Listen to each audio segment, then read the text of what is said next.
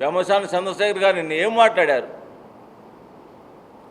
కేవలం మీ మాట వల్ల ఇటువంటి మాట ఒక్క మాట ద్వారానే కానీ మనిషిని చంపేయచ్చు, అది నా సంస్కారం కాదు అని చెప్పారు.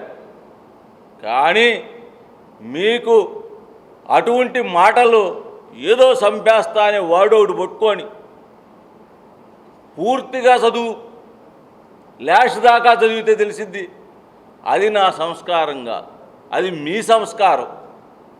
మనుషుల్ని చంపటం నిన్నగాక మొన్న ఓదార్పు అని చెప్పేసి వస్తే కారు కింద ఒక మనిషి తలకాయ గడ ఉంటే మీరు పట్టించుకొని మానవత్వం లేని మృగంలాగా మీరు ప్రచారం చేసుకొని వెళ్ళినటువంటి నాయకుడు నువ్వు. దాన్ని చూసి ప్రజలు భయాందోళన చెందారు.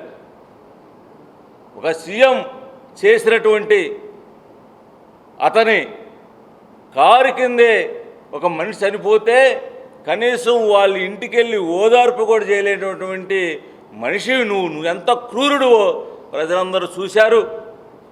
ఇప్పటికైనా కానీ మీరు రాను రోజుల్లో మాకు తెలిసి ఆ 11 సీట్లు కూడా దక్కువ అని చెప్పేసి ప్రజలందరూ అనుకుంటున్నారు. మీరు అసెంబ్లీలో ఆ 11 సీట్లు కూడా రాకుండా చూసుకునే పనిలో మీరున్నారు కాబట్టి మీ అందరం కూడా తెలియజేస్తాం, మంచిదే.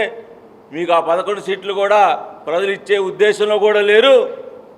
ఇప్పటికైనా కానీ ప్రగతి అభివృద్ధిని మీరు మెచ్చుకోకపోయినా పర్లేదు, కానీ పెమ్మసాని లాంటి విద్యావంతుడిని ప్రగతిశీలుడిని రాత్రింబగలు కష్టపడి గుంటూరుకి మంచి చేస్తున్నటువంటి వ్యక్తిని మీరు మాట్లాడితే మేము సహించేదే లేదని చెప్పేసి హెచ్చరిస్తున్నాం.